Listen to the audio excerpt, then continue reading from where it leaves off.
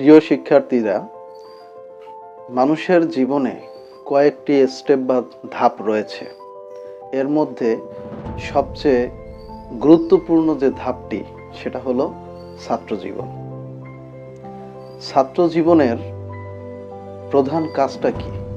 ছাত্রজীবনের প্রধান কাজটাই হচ্ছে পড়াশোনা করা, বেশি বেশি পড়াশোনা করা, এটাই হচ্ছে প্রধান কাজ।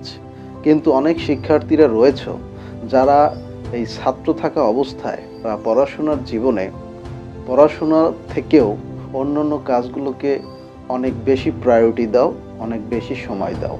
কিন্তু ছাত্র জীবনে সবচেয়ে বেশি সময় দিতে হবে হচ্ছে তোমার পড়াশোনাকে, পড়াশোনা নিয়ে। নামটাই তো ছাত্র জীবন। তো ছাত্র জীবনের প্রধান কাজটা কি? প্রধান কাজটাই তো তোমার ছাত্রত্ব প্রমাণ করা। আর ছাত্রত্ব প্রমাণ করার সবচেয়ে উত্তম পন্থা হচ্ছে পড়াশোনা করা, বেশি বেশি পড়াশোনা করা। কিন্তু তোমরা কি করো? তোমরা হচ্ছে এ সময় অনেক বেশি বন্ধুদেরকে সঙ্গ দেওয়ার চেষ্টা করো, মোবাইলে তোমার স্ক্রলিং করতেই থাকো, ঘন্টার পর ঘন্টা সময় নষ্ট করো। অনেক সময় তোমার সারাদিন মুভি দেখতেই থাকো, সারাদিন ফেসবুকিং, টুইটার, হোয়াটসঅ্যাপ এগুলো নিয়ে ব্যস্ত থাকো। অনেক সময় পাবজি, ফ্রি ফায়ার, তারপরে বিভিন্ন ধরনের গেম রয়েছে, সেই গেমগুলো নিয়ে খেলতেই থাকো। এভাবে তো করলে সেটা ছাত্রজীবন হলো না। ছাত্রজীবনের মূল কাজ হচ্ছে পড়াশোনা করা, স্টাডি করা। আর তোমরা এই ছাত্রজীবনে তোমরা পড়াশোনা করো 1-2 ঘন্টা, গেম খেলো 5 ঘন্টা, মুভি দেখো 3 ঘন্টা, ঘুমাও 8 ঘন্টা, তাহলে তোমার দিনের অধিকাংশ সময়টা তো অন্য কাজেই চলে যায়। কিন্তু কি করা উচিত? যারা বিভিন্ন ধর্মাবলম্বী রয়েছ তাদের নিজ নিজ ধর্ম অনুসারে তোমার হচ্ছে চলা উচিত, সেজন্য কিছু সময় ব্যয় করা উচিত। ঘুমের জন্য একটা প্রাপ্তবয়স্ক বা কিশোর বয়সের বা কিশোরী বয়সের ছেলে মেয়েদেরকে 6 ঘন্টা ঘুমালেই পর্যাপ্ত। সেই 6 ঘন্টা ঘুম ছাড়া নিজেদের তোমার হচ্ছে সৃষ্টিকর্তার আরাধনা করা ছাড়া যে সময়টা রয়েছে তার অধিকাংশ সময়টা তো এই পড়াশোনার পিছনে ব্যয় করতে হবে। তার মানে কি স্যার সারাদিন এই কি পড়তেই থাকবো, কোনো বিনোদনের প্রয়োজন নাই?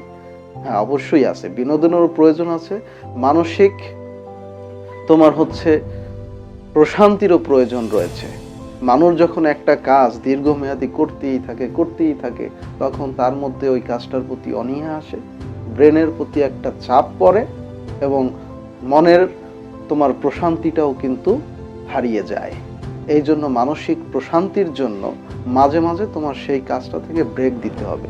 তখন ওই ব্রেকে তোমাকে ভিন্ন কিছু, এমন কিছু করা উচিত যেটা করলে তুমি মানসিকভাবে প্রশান্তি পাও। এই জন্য মনের শান্তির জন্য মাঝে মাঝে একটু ফেসবুকিং করলে, মাঝে মাঝে একটু গেম খেললে, মাঝে মাঝে একটা মুভি দেখলে। এখন মুভি যদি একদিনে 3-4টে দেখো তাহলে ওই দিনটা তো তোমার মুভি দেখতে দেখতে শেষ হয়ে গেল। তুমি যে 2-3-4 ঘন্টা ব্যাপী গেমস খেলো তাহলে ওই গেমেই তো তোমার সময়টা নষ্ট হয়ে গেল। এই জন্য ছাত্র জীবনে সবচেয়ে বেশি সময়টা পড়াশোনাকে দিয়ে তারপরে মানসিক প্রশান্তি অর্জনের জন্য তোমার স্বল্পকালীন একটা সময় তোমার অন্য জিনিসে দেওয়া উচিত। আর না হলে তো তোমার জীবনে ভালো ছাত্র হওয়া যাবে না, ভালো ছাত্রী হওয়া যাবে না। ভালো ছাত্র এবং ভালো ছাত্রী হতে হলে অনেক বেশি বেশি পড়াশোনা করতে হবে। এই পড়াশোনার জীবনটা হলো মানুষের জীবনের স্বর্ণযুগ। কেন স্বর্ণযুগ? কারণ এই যুগটায় যে যত বেশি পড়াশোনা করতে পারবে, যে যত বেশি পড়াশোনা করে নিজেকে সমৃদ্ধ করবে, সেই তত বেশি একজন সমৃদ্ধ মানুষ হবে, তত বেশি একজন যোগ্যতা সম্পন্ন মানুষে পরিণত হবে, তত বেশি সে এই সমাজের জন্য অবদান রাখতে পারবে। নিজের আশপাশের আত্মীয় স্বজন, পাড়া প্রতিবেশীদের প্রতি, এই সমাজের প্রতি তারা তত বেশি তোমার হচ্ছে অবদান রাখতে পারবে। এবং তার পাশাপাশি নিজের জীবনটাও সে কিন্তু ভালোভাবে, পরিপূর্ণভাবে উপভোগ করতে পারবে। তোমার নিজের জীবনটাকে ভালোভাবে উপভোগ করার জন্য, পরিপূর্ণ করার জন্য তোমার শিক্ষার কোনো বিকল্প নেই, জ্ঞান অর্জনের কোনো বিকল্প নেই। আর জ্ঞান অর্জন করতে হলে, শিক্ষা অর্জন করতে গেলে তোমার বেশি বেশি পড়াশোনা করতে হবে, বেশি বেশি বই পড়তে হবে। আর যত বেশি বই পড়বে তুমি নিজে তত বেশি সমৃদ্ধ হবে, তুমি অন্য জিনিসকেও তত বেশি সমৃদ্ধ করতে পারবে। এই অনুসারে তোমাদের জীবনটাকে পরিচালনা করা উচিত। সকলে ভালো থাকবে। আমার পক্ষ থেকে তোমাদের সকলের প্রতি আন্তরিক শুভেচ্ছা এবং ভালোবাসা রইল।